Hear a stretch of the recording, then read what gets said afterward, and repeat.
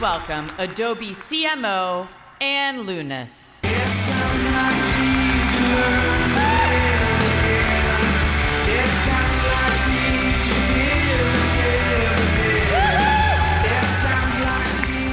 morning. How's everybody doing? So yesterday you saw how Creative Cloud empowers anyone to create anywhere, anytime, and with anyone. Today, we're going to hear from some of the most inspiring creative people in the world, the best of the best. At Adobe, we believe in creativity for all. Creativity is what sets us apart and what brings us together.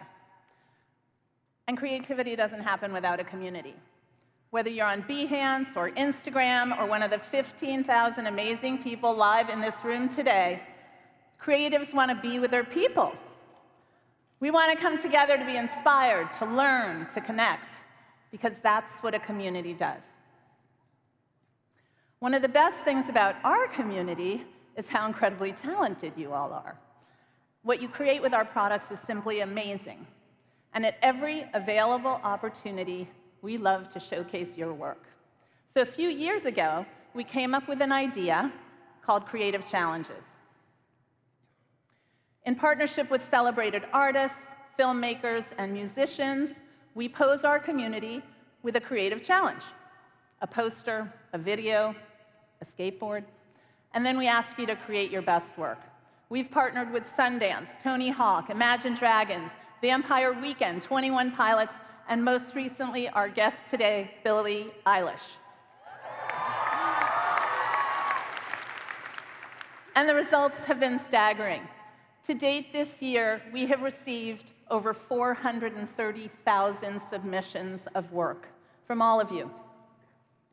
Billie Eilish challenged our community to create their interpretation of her album, When We All Fall Asleep, Where Do We Go? Nearly 8,000 young people submitted work for this challenge, and the winner of the challenge was a young woman named Sarah Millward, 16-year-old from Australia, and Sarah's prize was a once-in-a-lifetime chance to meet Billie at one of her recent shows here in LA. In September, we launched a back-to-school activation with Reddit, playing off of one of our most famous features, Layers. And Reddit turned its homepage into a massive blank canvas, and visitors were each created their own unique layers. In just 5 days, 150,000 unique layers were created, and 3 million people went to the site. It was the biggest community event ever on Reddit. And you can see what they created behind me. And we just completed our latest challenge with the new Terminator Dark Fate movie. The mission here was to create your fate and remix the movie trailer, and this is like a pretty difficult challenge, but we still received thousands of submissions, and today I'm happy to announce the winner right here on stage, Brian Twack. Yeah, there he is.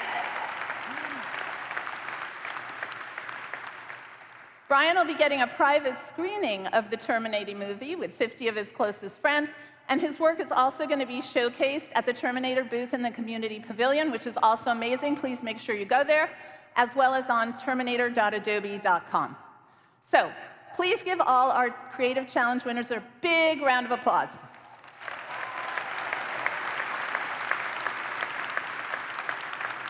And please look out for these creative challenges and submit your work. We love it, and we're going to promote your work, so please participate. Okay, we have the most engaged and creative community in the world. We love you guys. We love showing off your work. Please keep it going. And now, let's hear from our first guest. Chantel Martin. She's best known as the artist who literally draws on everything.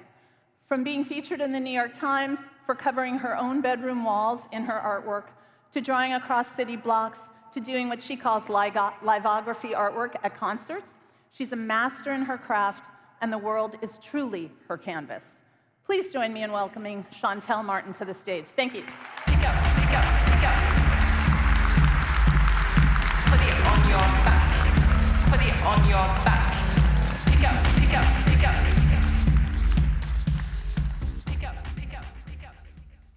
So I popped in last night to see the stage, and to put my mind at rest, they said, you'll only be speaking to 14,000 people. I said, thank you.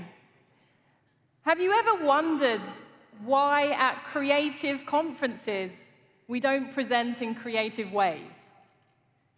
In creative conferences, why do we resort sometimes to the linear way of thinking? Click, click, click, click, next, next, next, next. You all know we don't think like that as creative people. So why do we do that when we're on stage? And so today's theme, today's message for everyone is inspiration. And so within that spirit, I thought I'll mix it up a little bit today. So I have some fancy flashcards in my pocket, and I'm going to shuffle these. So there's a bit of a gamble here. Okay, so I'm going to shuffle these flashcards, and then we'll see what we've got. Okay, so the first one is identity. That's a big one to start with. So identity, I'm going to tell you a little bit of story about where I'm from. I went home to visit my sisters one day, and I'm from a lovely place called Thamesmead in southeast London. Beautiful place. It's been in movies like Clockwork Orange and Misfits and things like that. And I went to see my family, and I was walking in the house, and I heard one of my sister's friends say, "Lisa, Lisa, Lisa, Lisa, Lisa, a black girl just went in your house." And we were both like, where? And that moment taught me that the way that we see ourselves as a family was very different from the way that the outside world saw me. I have a different dad to my brothers and sisters, so they're all blonde and blue-eyed, and I'm tanned with an afro.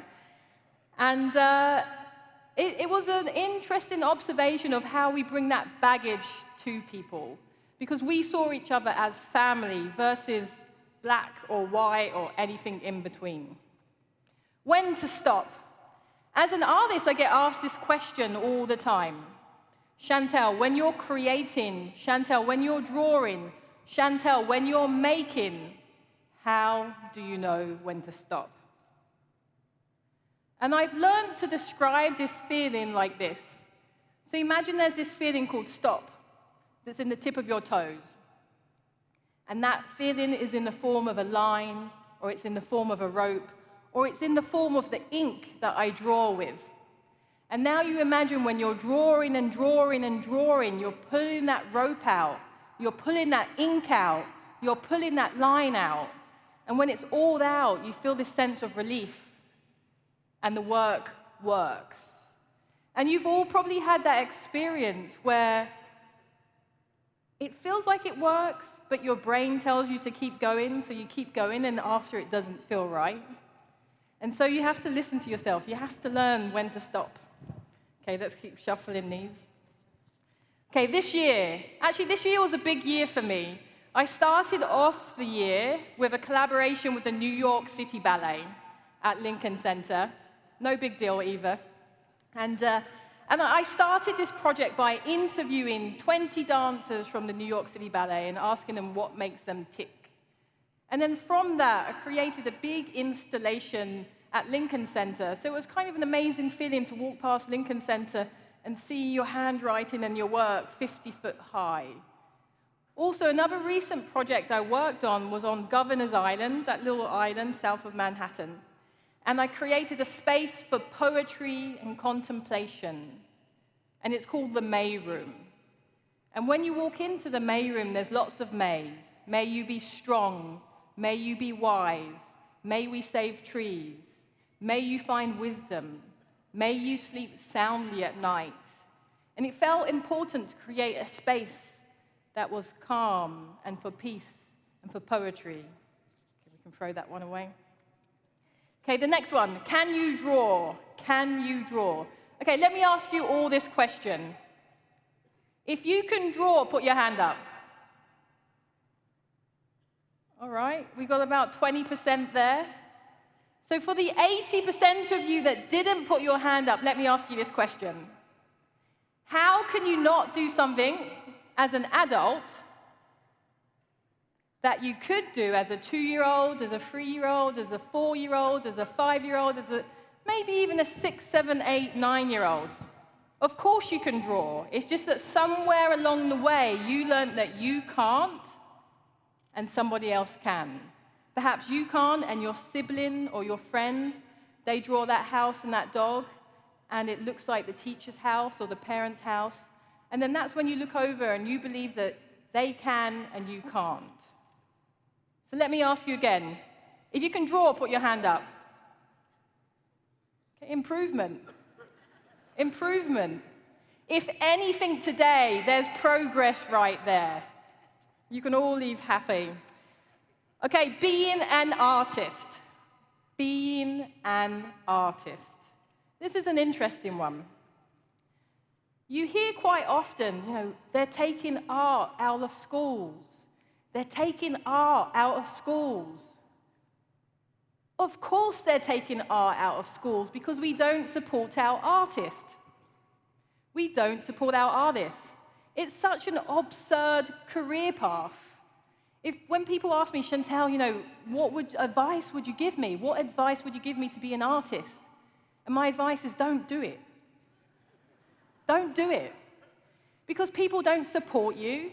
Imagine that you're a startup. Okay, you need a 5-year plan, a fancy lawyer, a fancy office, some startup funds. You need this, you need that, you need this. And now imagine you're an artist. We say, good luck. And then if you succeed, we call you a sellout. Don't be an artist. Okay, the next one. It's actually my name, Chantel Martin. This is quite smart. My name does have the word art in it, so I'm doing what I was born to do. All right, New York. I live in New York. Well, technically I live in Jersey City, but I'm just going to say I live in New York. So New York is this incredible place. And I moved to New York, and I moved there from Tokyo. And I thought New York would have everything. But when I got there after creating this career for myself in Japan, I realized that if nobody knows who you are, they don't care who you are. I got to New York, and everyone was an artist. And if nobody knows who you are, they don't care who you are. So if that's the case, what do? You have to make people care for you by caring for yourself first. Okay, let's keep this exciting. I'm going to keep shuffling these. You're having fun? Yeah, there we go. Okay, London. As you can tell, I might be from London. I've not lived there in a long time, so I forget about that. So London is this little place over there in Europe, and it's where I'm from. I'm from an interesting part of southeast London, and as I mentioned, a place called Thamesmead. And London was a place where I grew up, and I grew up angry. And perhaps like some of you in this room, when you're a little bit different, when you're a little bit of an outsider, when there's something about you that doesn't fit in, you become an outsider. But what you're given is a passport. You're given a passport not to fit in. And in London, I got that first passport. I didn't look like anyone around me, and therefore I didn't have that pressure to fit in. So I was able to go out and explore the world, and I thank London for that. Okay, let's shuffle these again. Why? Okay, let's think about this. Why are you here today? Why are your feet on the floor? Why did you walk through that door? Why are you listening anymore? Why are you thinking? Why are you being? Why are you feeling? So I want you all just to take a minute. You're probably thinking about things. You're all in your phones. You're all in your heads, emails, business, other things going on outside of this room. But let's just take a little second. What does your feet feel like? What do your feet feel like on the floor? What does your bum feel like in that seat? Let's get in your body a little bit. Let's train that feeling, not thinking. Often people ask me, Chantel, how do you decide what to do? How do you figure out what jobs to do and not to do? And I simply say, you say yes to yes and no to no. You say yes to yes and you say no to no. But how do you get there? You get there by feeling. So that, if anything, that's another thing I want you to feel today. Just take a moment, get out of your body, and feel what you feel like in your seat. Okay. I'll pick these up after, I promise. Okay. Who are you? Who are you? For about 10 years, I've been carrying these stickers around in my pockets. And some of them say, who are you? Some of them say, are you you? Some of them say, you are you. But I'm going to ask you all another question. Because I'm obsessed with this question. Because it doesn't matter, it really doesn't matter how smart you are, how traveled you are, how educated you are. When I ask you this question of who are you at the core, without saying what you do, where you're from, or the roles that you play in your life, how would you answer? So just imagine that we're planting a seed now in the back of your head. Who are you? And it's your job to answer without saying what you do, where you're from, or the roles that you play in life. Mother, father, businessman, doctor, sister. How would you answer? Think about it. And there's this sense within the work that I'm creating that understands that when we can start to understand and answer that question and find the vocabulary and the words to ask that question, the world will be a better place. And to give you more of a practical way of answering that, so we have who are you? And if we subtract some of those words away, we're left with W-A-Y, way. So now we can think about this in a more practical way, in a less bigger existential question. How are you finding your way in life? How are you finding your way in life? I'm finding my way in life through this language of drawing and words and lines and characters. So what are you doing? Okay, that's that one out. Collaboration. I'm a big fan of collaborating. I collaborate with friends, I collaborate with brands, I collaborate with institutions, I collaborate with schools. But sometimes there's a bit of risk that comes with collaborations, especially when you work with companies and institutions. Often they'll come to me and say, Chantel, we love your work. We want to collaborate with you. And it might be a brand or an institution or a company that you're interested in working with. And then they give you a contract that takes away all your rights and all your ownership forever and ever in any medium known now or not known now forever and ever. But we want to collaborate with you because we love your work. Do you want to sign this? It's just a standard agreement. No. If you want to collaborate with artists, if you want to support artists, if you want to keep art in school, support the artists by creating better agreements and contracts and not trying to win all the time.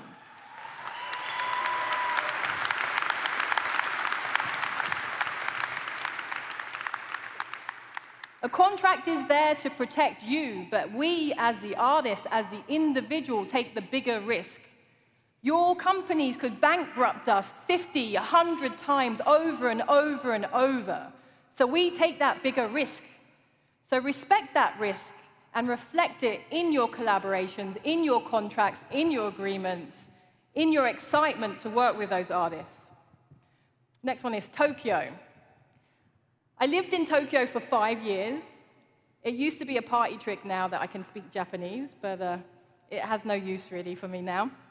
But Tokyo is a very special place for me. It's where I started my career. So I went to this school in London called Central St. Martin's. Has anyone heard of it? A couple people, yeah? It's one of those big fancy schools with this really big reputation that doesn't teach you anything. And then you graduate with a first-class honors, top of your year, and you realize it's all nepotism. And you'll never get a job doing art in London, so you leave and you go to Tokyo. And when you get to Tokyo, when you get to Japan, it's a really magical place. There's this sense of mastery and craft. And not everyone seems like they're in a rush to learn something and to learn everything. It's almost the opposite. It almost feels like they're there to learn one thing and to take that thing as far as they can. And so it was in Tokyo where I considered, or where I wondered, or where I thought about what's one thing that I could master in my lifetime. Okay, everyone can draw a line, but what if that line becomes recognizably mine? What if I work so hard at this line that when you see it, you say, that's Shantell's line? But how did I get there? I got there by performing. So in Japan, I started my career by being a VJ, a visual jockey. So imagine you have a band playing. I'm at the back with an overhead projector, remember those, or a visual presenter, and I'm drawing here. And imagine that drawing is projected onto the screen, and the screen is behind the band. And then imagine the band starts playing, and the music sounds like this, because it's a Japanese noise band, of course. And you say, whoa, I don't know what this is, and you freeze, and the screen freezes. And people don't wait around for you, so you realize that you can't freeze, you just have to create, you just have to make, you just have to go. And then you realize that you don't have time to think, you don't have time to plan, you don't have time to hesitate, you don't have time to be insecure, but more importantly, you don't have time to be anybody else but yourself. More importantly, you don't have any time to be anybody else but yourself. And now imagine you repeat that, you repeat that, you repeat that, you repeat that, you repeat that. You extract that. And then when someone asks you, Shantell, how did you find your style? Where did you discover it? You say, no, I didn't discover it. I didn't go out into the world. I extracted it. Your fingerprint, your identity, your style is already within you. And the way that you get it out is by taking time away. Tokyo. Gifts. Okay, I was thinking about this today. I love markers. I've got a pen in my pocket. But I have to look at this pen and thank this pen. If you want to be a creative or an artist, like I said, it's a stupid career, don't do it, unless you come from a very privileged path. But you have to think that this pen or markers or pencils are incredible. And you know why they are? It's because they're accessible. So if your gift is in the form of art or creating or making, you can discover it. You can find it because we have access to these tools. And I often wonder, what if my gift was something else, like marine biology? How would I have discovered it? I probably wouldn't have, because where I'm from, people don't imagine futures for you unless you imagine them for yourself. And how can you imagine them for yourself if there's no access to them? So let's just look at this pen and say, thank you, pen. Thank you for taking me around the world, for meeting incredible people, for allowing me to collaborate, for allowing me to share, for allowing me to make, allowing me to create. Gifts. Okay, the next one's blank, which means my mind went blank. And I have absolutely no idea what to say now. No, I put one in there just for fun. So just to finish up, how are you finding your way in life?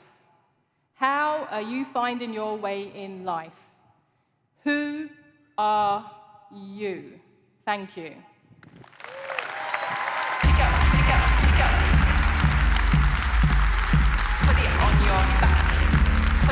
your back. Pick up, pick up, pick up. Thank you, Shantell. Next up, we have photographer David LaChapelle. Yeah, David LaChapelle in the house. David started out as a photographer at 17 years old, and he worked for Andy Warhol's Interview magazine. Like, how incredible is that? His images have appeared on the covers and pages of magazines, including GQ, the New York Times Magazine, Vanity Fair, and Rolling Stone. In the last decade, David's work has been shown in prestigious museums, including the Musée d'Orsay and the National Gallery. Please join me in welcoming David LaChapelle.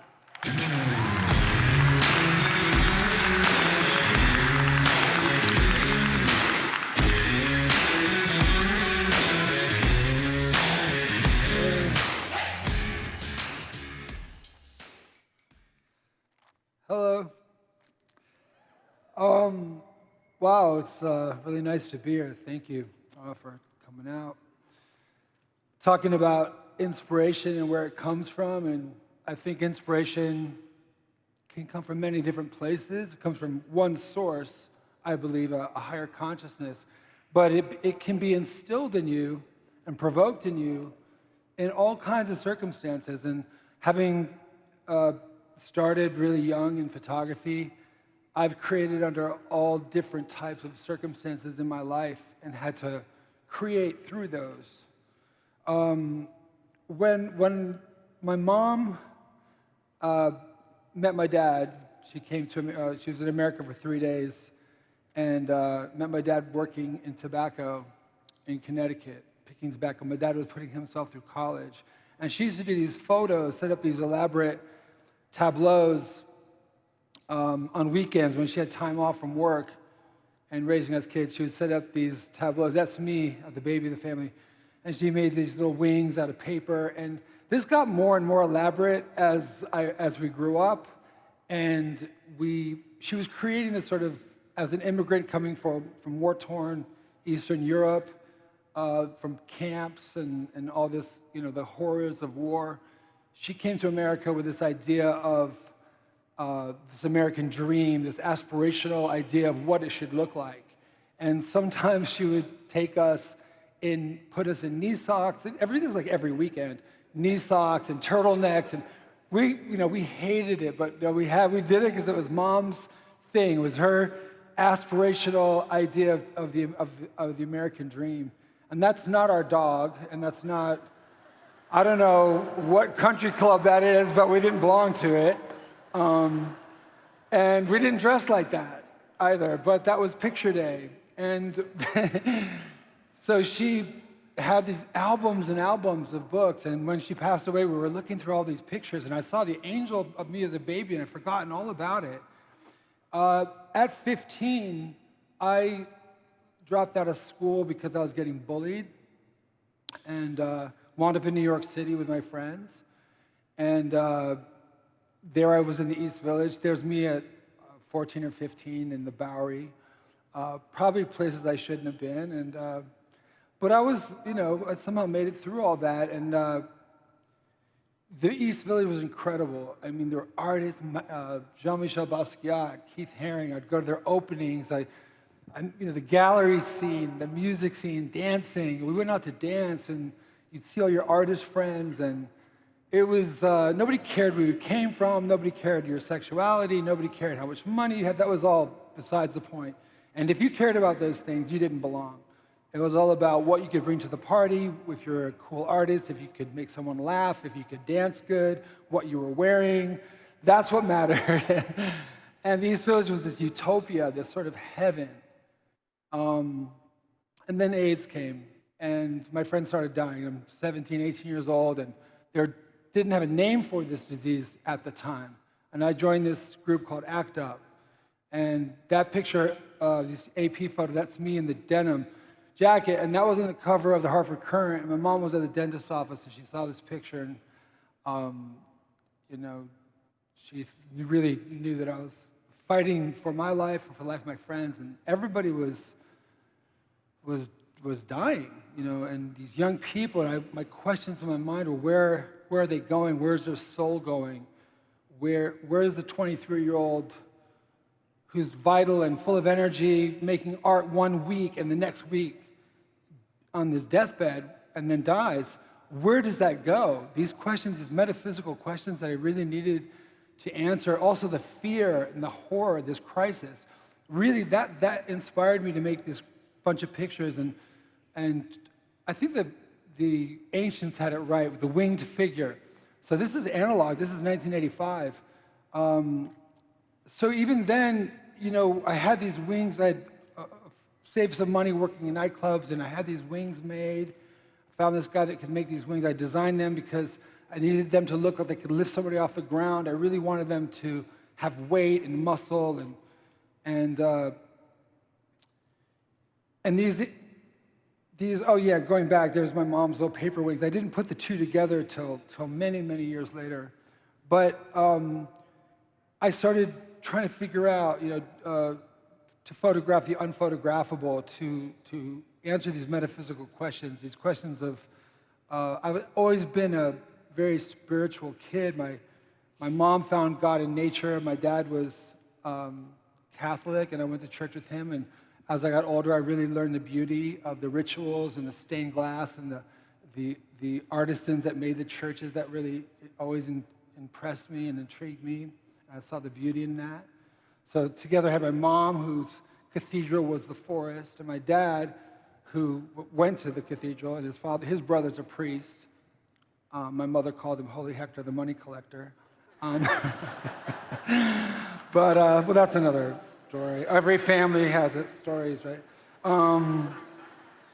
So I was creating these images out of an escape, and what that creating them gave me the sense of doing something. It wasn't about leaving a legacy. It wasn't about, I want to, leave a mark behind. I actually just wanted to have a purpose for having been alive. I thought I was going to die too, so I didn't think I was going to live past 24. I just had this number in my head because that's how old my boyfriend was when he died. I was 21, he was 24, so I got in my head, I'm not going to live past 24, so I want to get some beautiful pictures out in the world before that happens. So I started making these images, first in black and white, then in color, and they were all about these spiritual questions and ideas of heaven, ideas of immortality, ideas of the soul, and what does that look like? Cutting negatives and painting them with dyes. And then having gallery shows at my friend's apartment in New York City, which is now a successful gallery. This picture of my friend Jeffrey, and it's sort of like the sadness of that time too. There was such sorrow in losing so many people, and you couldn't even mourn them properly because you were so scared of dying yourself. So my mom was creating out of this aspiration to create images of this idea of this American family, her idea of America. I was creating at that point out of a way to put my energy out of the fear and out of the pain and into something I could give to the world and have a purpose to be alive. And then I started working for Interview magazine, and now Andy Warhol was my favorite artist, and this was the last portrait taken of Andy before he died. I'd worked for Andy for a couple years prior to this photo, and he told me, do whatever you want, just make everyone look good. And so this opened up a world of magazines to me, which I had not really considered because I was showing in galleries, and I started photographing celebrities of pop culture and fashion. And around this time, I found that I wasn't dying of AIDS. I didn't have it. So kind of a boulder rolled off my shoulders, and I started really having a blast and making aspirational, funny photographs, pictures that were just, their only purpose was beauty. The only purpose was escapism. The purpose was sometimes just humorous. And then things, as I got older and working with magazines for 20 years, I started thinking differently about life, as one does. I think as you get older, and following that inner voice that tells you, okay, now you should be doing this, and not letting the editors or other people or whoever it might be tell you, well, we want what you did last year. We want what you did the year before that. Just staying true to what's going to excite you? I always imagine a blank piece of paper. What can I put on that? I can put anything I want. Well, I want to create something that's going to just take people away and make them dream like music does. Like music has that power to touch us. And I always aspired for my photos to be like music and to touch the heart directly. And that didn't mean doing what I already had done. I wanted to do pictures I hadn't seen yet. I wanted to share those photos so people would see pictures that they hadn't seen yet. I wanted to blow people's minds. I wanted to be the pictures in the magazine that got ripped out and put on the fridge. And so the refrigerator became the museum and the magazine became the gallery for me. And if my picture got ripped out and put on someone's fridge, then it had made it to the museum. And that was the goal, you know. And then as I got older, my working in magazines, my pictures took on a different weight, and I started wanting to do series of images that, I showed all the clothes, but the editors were like, "What are you doing?" And this picture was taken 30 years ago. This is 1999, so this is 20 years ago. I was thinking about all this plastic that we're using. Where is it going to go? So social things started creeping into my photographs. This is 10 years before that. This was a exhibition Kenny Scharf put on in the East Village, and Keith Haring was in the show, and many artists, Sherry Levine, just great artists of the 80s. And so in 1989, it was called Don't Bungle the Jungle. Kenny was living in Brazil, and he was talking about the fires in Brazil. And we were all raising all the proceeds of this group show, the Tony Shafrazi Gallery. It all went to help save the rainforest. Now, that was 30 years ago. We didn't have any idea what would be happening today. I didn't have any idea I'd be living in a rainforest today. But, artists always kind of had this prophetic nature. And Kenny certainly was ahead arranging this gallery exhibition. And you can always look at the artists. The artists, really know something many times before others know. And I listen to the music of Stevie Wonder a lot, and the songs in the Key of Life sort of, is like prophecy for the times we live in today. And jumping ahead a little bit, I recently collaborated with Travis Scott and did his Astroworld cover, and I was at the time working on my last books, and I was just listening 2 years straight to songs in the Key of Life over and over and over again. And Travis came to the studio, and I was like, songs in the Key of Life is the most important recording of the 20th century. And I was just going on and on about it, and he wound up calling Stevie to play harmonica on Astroworld. And that was just a really great exchange, how artists can work together and just breathe and relax. So that's another way inspiration comes, from collaboration and not working out of fear of dying, and not working out of aspiration, but just working out of sheer joy of making things, of creating, an image to go with someone's music. And Travis trusted me so much. I made him drawings, and I didn't even have to. He didn't even show up at the photo shoot. He was at a basketball game, and I had really. This is a series that I started called People I Wanted to Photograph but didn't get a chance to. And there's George Harrison and Stevie Wonder shot where I live in Hawaii. Well, I did, towards the end of my magazine career, let's say, I started doing pictures that were becoming more challenging for the editors. I did this one series, Jesus is My Homeboy. And if you really want to hear silence on the end of a phone, talk to a British fashion editor who's really excited about you doing another shoot for them for free. And what is it? What's it going to be this time, David? And, well, I want to do Jesus is My Homeboy.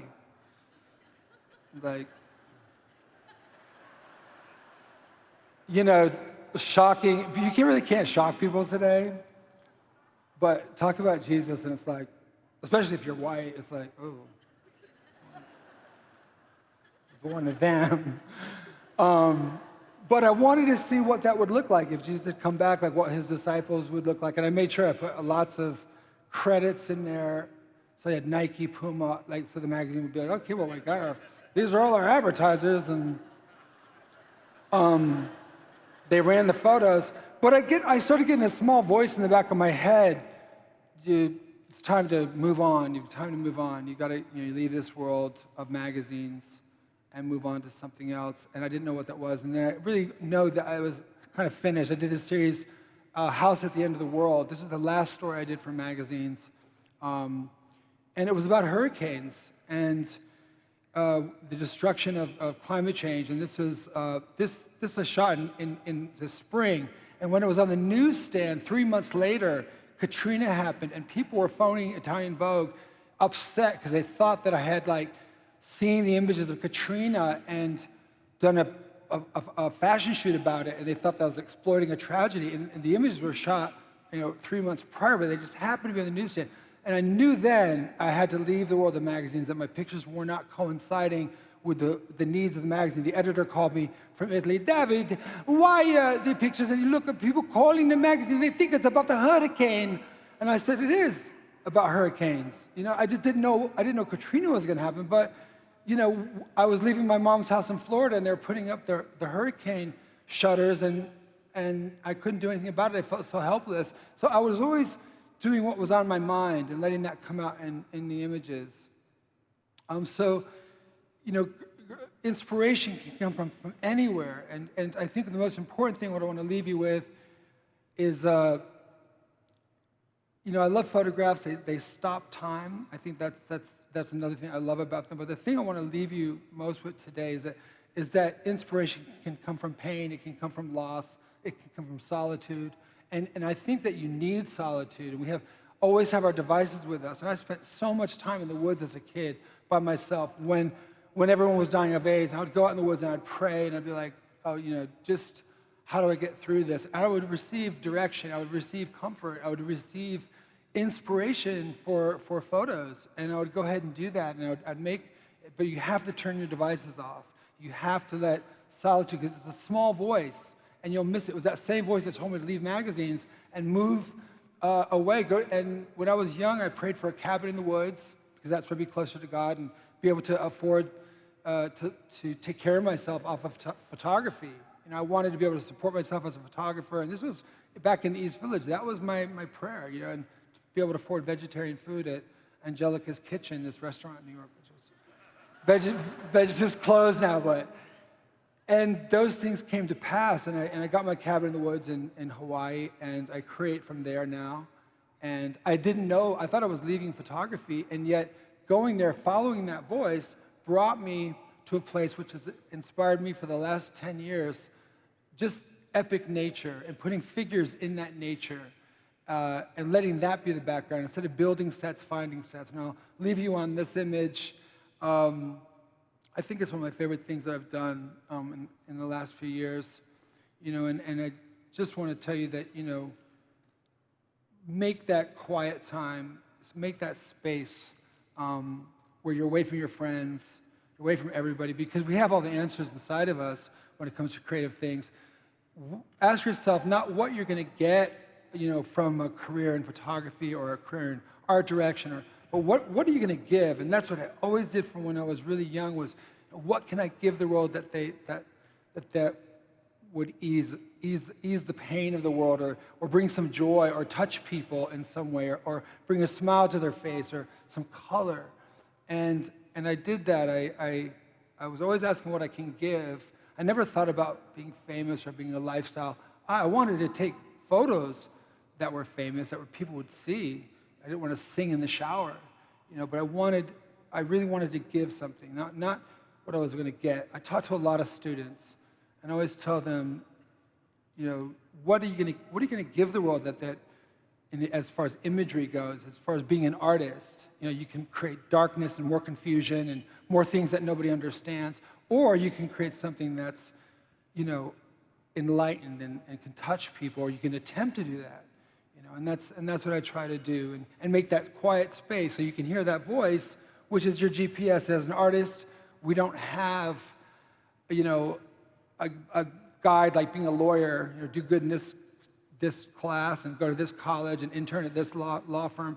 Artists I could have never planned this journey that would have taken me from galleries to magazines to the island of Hawaii, unless I'd followed that voice and made that quiet time that I could hear it. So turn your stuff off, turn off your devices, and listen, and let life inspire you, whatever you're going through. Thank you so much. Have a good day.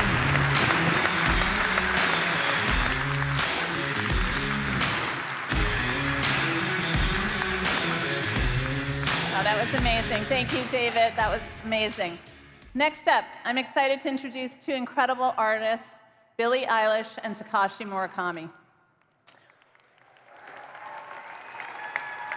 I gotta tell you, it's kind of crazy back there. Like, everyone who is the most talented people in the world are backstage. But I'm bringing up two at a time. Only 17 years old, Billie is one of the most creative artists of her generation. Her songs have been streamed more than 1 billion times, and she's a great partner of Adobe's, working with us on a creative challenge, as well as the Photoshop camera lens you saw yesterday. She'll be joined by Takashi Murakami, an amazingly prolific artist who's famous for blurring the lines between commercial and fine art, and for working in mediums from animation to fashion. Both Billie and Takashi have done groundbreaking collaborations with other artists, brands, musicians, and most importantly, with each other. Here's a clip of Billie's You Should See Me in a Crown video, which was created by Takashi. Please welcome Billie and Takashi to the stage. Visions I vandalize, cold in my kingdom size, fell for these ocean eyes. You should see me in a crown. I'm gonna run, there's nothing to how. Watch me make them bow one by one by one, one by one by. You should see me in a crown. Your silence is my favorite sound. Watch me make them bow one by one by one, one by one by one. All right.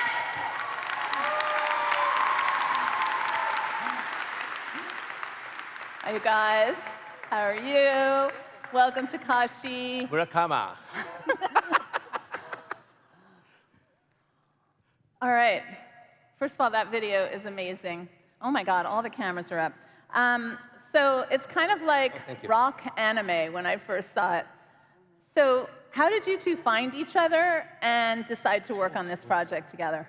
For me, my team had been trying to reach out to his for months, and there was nothing happening. And then I remember randomly going on Instagram, and he had DM'd me 20 times after they had literally been trying to reach him forever. And then I hit him up, and he just was like, I love everything you do. And obviously it's Takashi Murakami, so my mind was blown.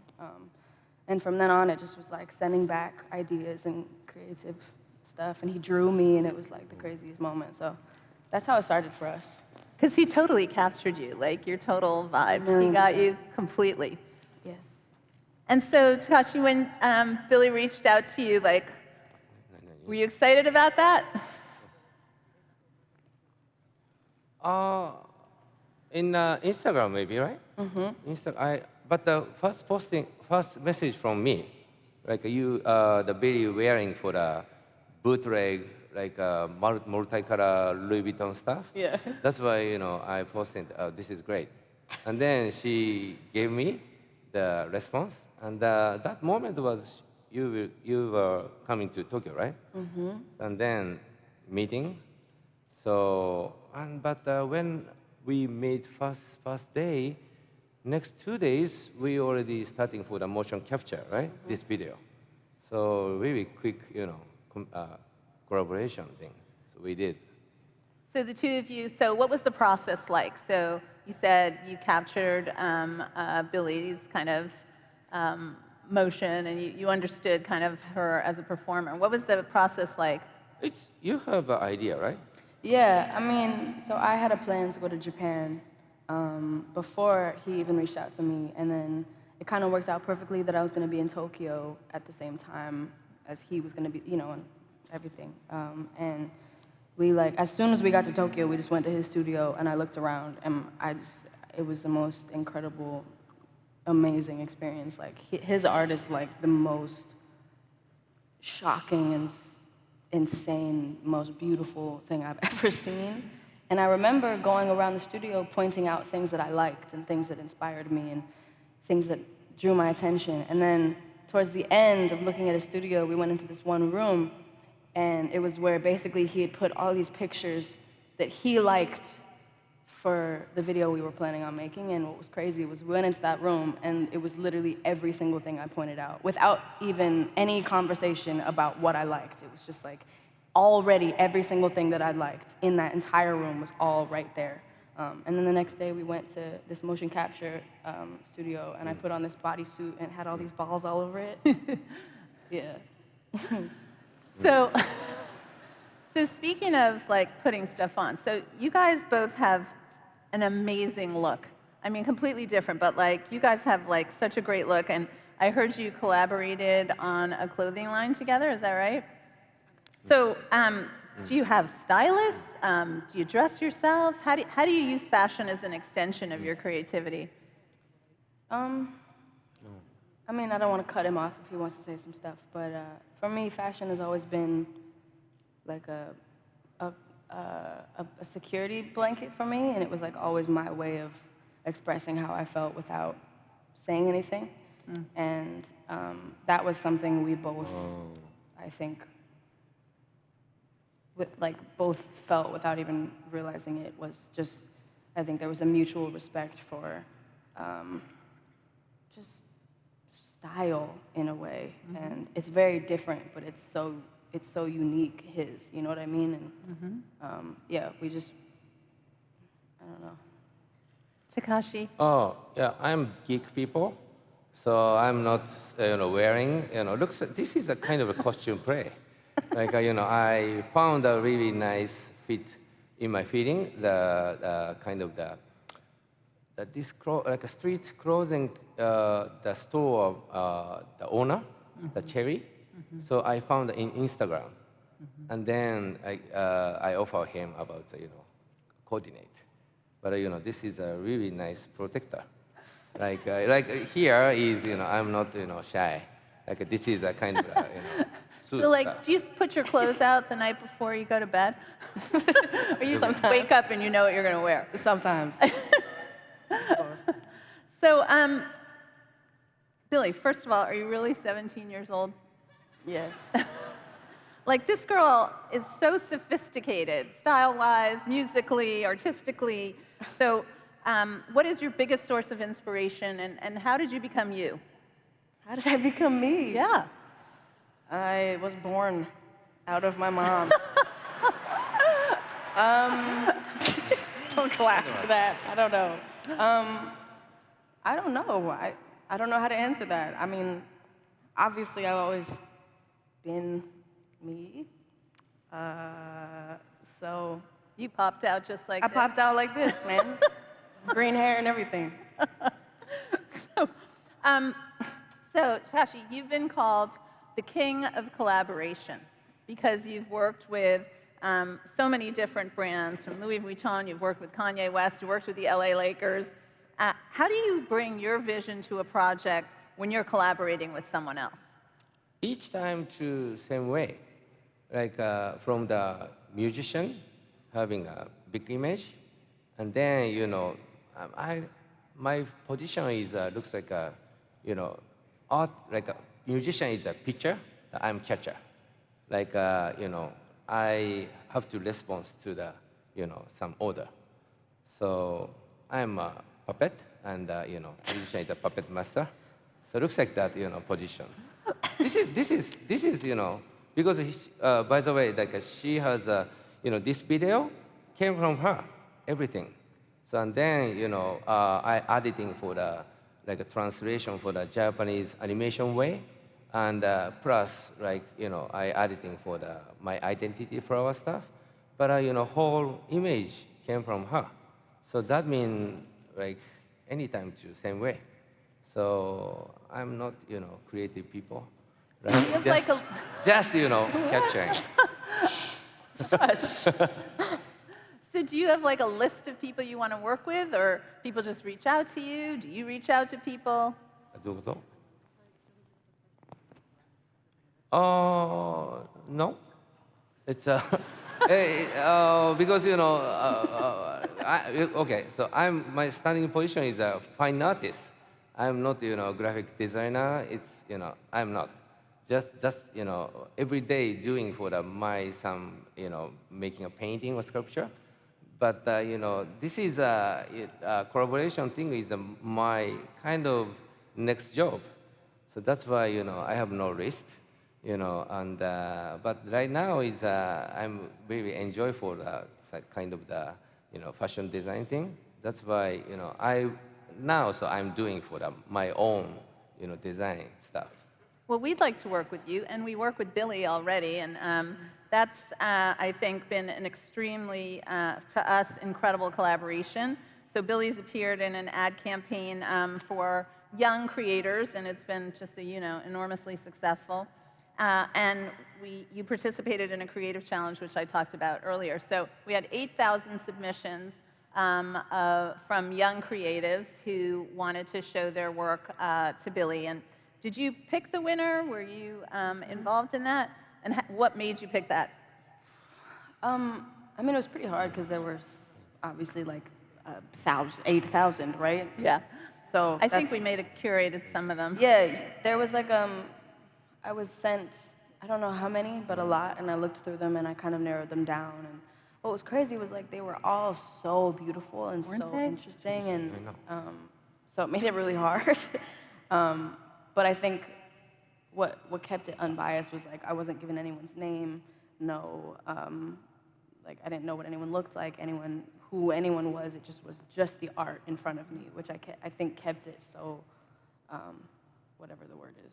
I don't know the word, but I narrowed it down to like 4, and they were just so beautiful. And I think I picked the main one just because I thought it looked like nothing I'd really ever seen. It just was so beautiful. It's like this picture of me half in and out of water, and I don't know, it was very beautiful to me. It like touched me in a way. And it was like I think a 16-year-old girl from Australia. Yeah, and she came to meet you, right? Yeah, we flew her out to meet me at my show in Los Angeles, I think. Yeah, here. She was such a sweetheart. She was so sweet. So it was a huge honor to be part of that. That's cool. Well, thank you for doing it. I mean, it's an incredible kind of thing when we get all of this work from artists, and a lot of them are often really young and trying to, make their break. It's stunning. We get thousands of submissions, and they're also fantastic. We try to curate them down, but it's pretty incredible. So, Billie, you grew up on social media, and Takashi, you have embraced social media, and I'm just wondering how social has really impacted your work. I mean, it's everything right now, and that's good, and it's also bad. I mean, the good part is like I pretty much owe the internet my entire career because it's the only reason it happened. And it's the only reason that I have anything out there, any music out, it's the only reason I started making music was the internet, and the only way anyone heard it or found me. So in that sense, I owe it everything, and it's like made me who I am. But then it's, the internet's always looking at you and watching you and trying to ruin you in a way. Like now, that's the bad part. Yeah. But it is what it is, It's like you have to have the bad parts to have the good parts, and the internet is everything bad in the world and everything good in the world in one place. So, Takashi, how do you feel? How do you feel like social media has impacted your work? YouTube can say social media, right? Mm-hmm. It's like when I see the first concert in Tokyo, the Billie, like she making for the video. You made a video, right? Mm-hmm. Mm-hmm. So this is a catch up from the maybe YouTube or somewhere. Yes. Like she did the her iPhone, mm-hmm. And then like a background the animation stuff, that looks like a video stuff. Mm-hmm. Everything she did. He's so sweet. It's kind of Shut she's why so sorry like a copyright thing. No. So, but you know, this is oh my God, this is completely new generation. Like you know, so she and me, the distance is 40 years.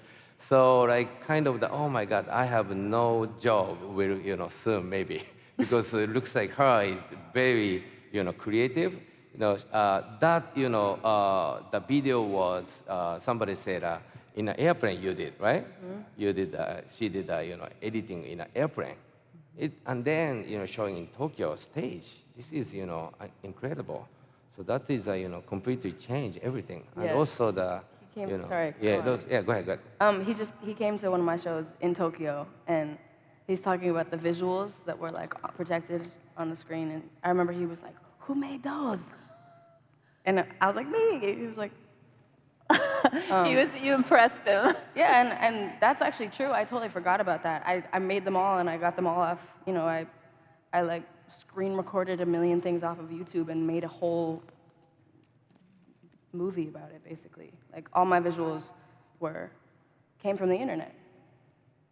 It's kind of, the two of them are so crazy creative. If you don't follow them on Instagram, you really should. I mean, just between what they wear and just kind of the entire creative spectrum of work, you will see it on these two feeds.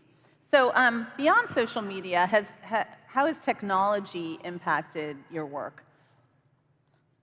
Has it at all? Me? Either one, sure. It's like when I was 30 years old, Apple, like a Macintosh was coming. And then I bought, very small box with monitor. So at the moment was, everything changed. And now is, can do that, making for the iPhone, anything. So that means recently, these 2 months, I have no job in, kind of laptop. So everything can do that in, iPhone stuff. That's why maybe in the future, it doesn't necessarily to this, device. Maybe it looks like, Dragon Ball Scout or something. And then, say something and thinking something is, like, this is good thing. I love technology, but I cannot making a technology. Please making for a much easier to install everything. Like your company also, right? Billie, how about for you? I want to know what it looks like in his brain. I know. For real. I think his brain looks like what he's wearing. For real. Oh my God. The stuff, gosh. It's crazy. Yeah. I have never met somebody like him in my life. That's very sweet. He is like one of a kind in every way. For real. I don't. So do you think you'll work together again? If he wants to. I would love to. I'd like to see that. I'm sure everyone would like to see you guys work together again because it's pretty unbelievable. Pretty unbelievable. Okay, so maybe just a couple of questions about what's your advice for, there are a lot of people, you have a lot of fans, both of you in this audience, and I should also tell you we have about 700,000 people who are live streaming this, and so there are a lot of people who would like to know what your advice is for aspiring creators. You guys are really successful. What would you tell these people? Me? What? Oh, okay. I don't know. Like, like from you, right? I'm old people. I have nothing to the. Anytime I'm very worried about coming up to the young generation. It's please stop. This is my message, right? I want to work in another 20 years, so that's why. My message is stop. Crazy. Oh my God. Oh my God, it's right. Billie, advice?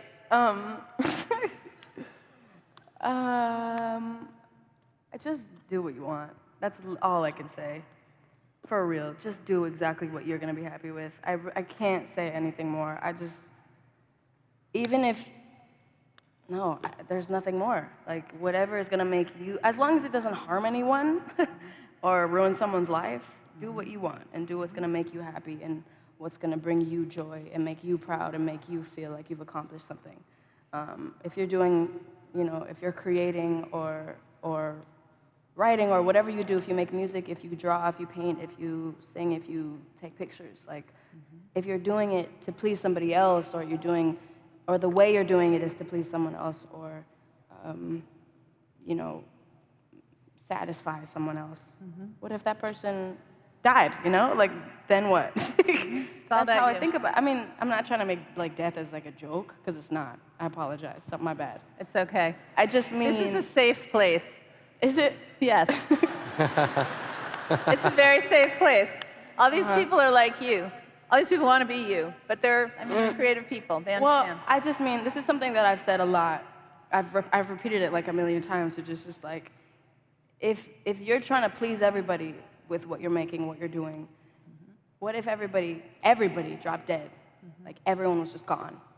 Then you'd be stuck with that thing that you've been doing for all these people, but they're not there anymore, And like, are you gonna be happy with that?